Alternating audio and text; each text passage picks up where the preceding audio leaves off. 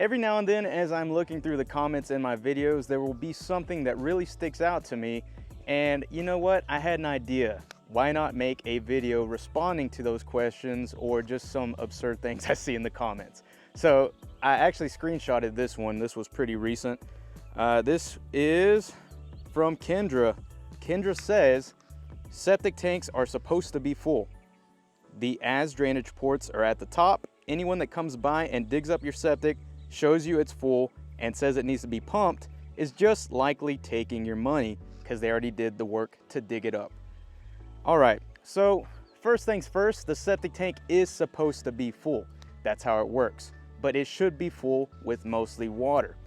As water enters your home, it is going to settle out over time. There will be a floating scum layer that is usually fats, oils, grease, things like that that are buoyant. Paper can be added onto that too. And then the bottom will be sludge. That is the broken down organic matter that sinks to the bottom.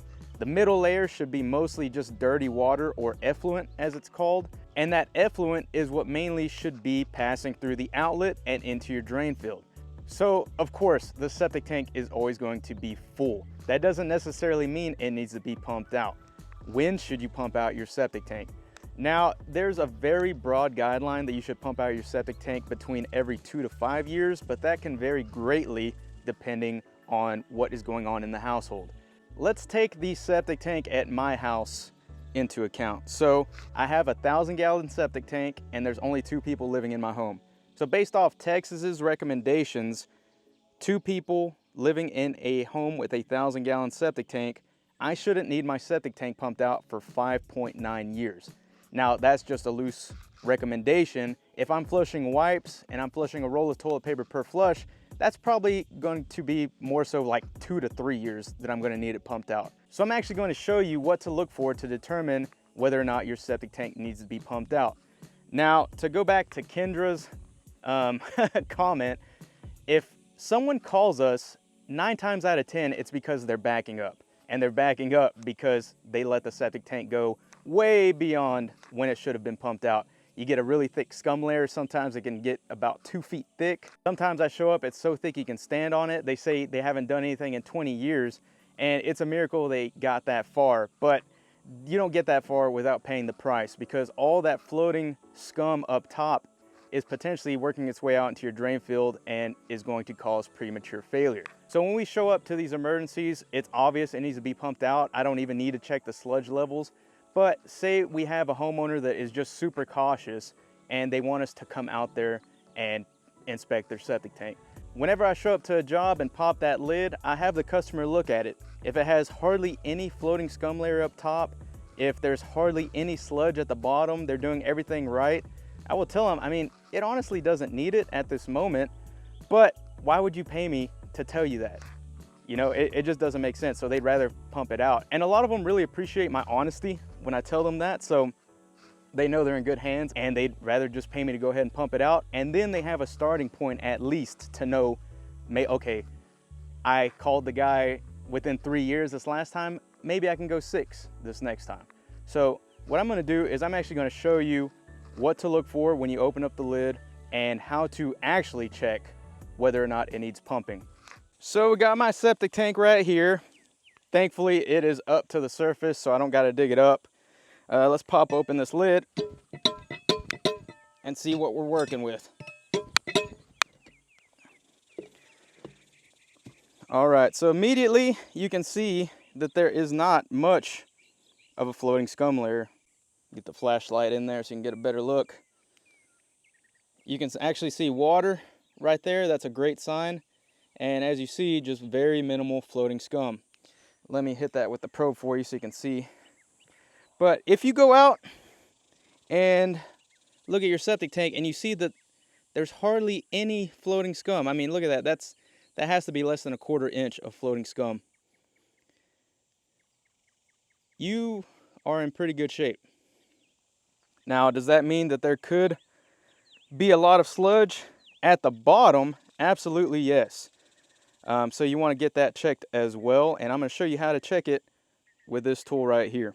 But yeah, you see in my videos when I do those shovel tests, those are homeowners that go 5+ years. I mean, you do not want that. So I don't have to worry about my drain field getting filled up with sludge, and I should be good, like my chart said, for the next 5.9 years. Now, if I come out here and check my sludge levels and I'm below the recommended pump out level, I mean, I'll go another year or two, it doesn't matter. But what this is going to check is the total volume of that floating scum layer and the sludge at the bottom. So I'm actually going to take a core sample. So I'm going to do that right now. So if you look at this, you can see we got some stickers on here that mark the feet. So we got 1, 2, 3, 4 is going to be right about here. And what you're trying to do is figure out how much sludge and how much of that floating scum you have, how much space it's taking up inside of your septic tank. So if you want to go by the book, it says you want to have your septic tank pumped out when the total volume of the floating scum and the sludge at the bottom of the tank is between 20 to 30% of the total tank volume. So if you have a septic tank that's 4 feet deep, that means you want to have your septic tank pumped out when about 25% of the total tank volume is that floating scum and sludge. So that'd be right around 1 foot. So what I'm going to do now is drop this into the tank and take a sample.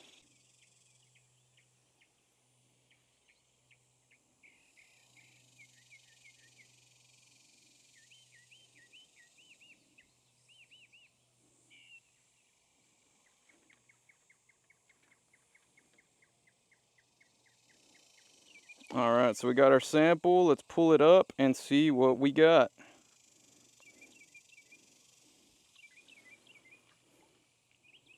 So almost to 4 feet, and you can see we don't have a lot of floating scum up top, and we also don't have a lot of sludge at the bottom.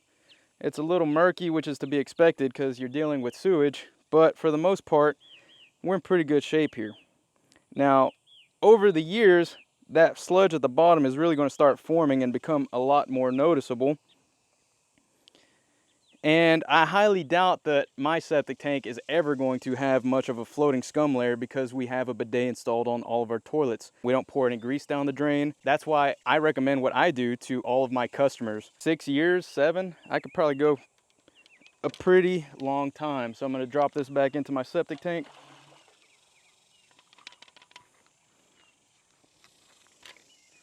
And let the sun sanitize it. But yeah, if you're a homeowner and you don't have a sludge judge or something to check the sludge, just open up the lid and take a look. I mean, you can grab a stick. I've seen people put a paper towel or something wrapped around a stick, and you can actually drop that down, and that will give you an indicator of how thick that sludge is at the bottom. So what did we learn today?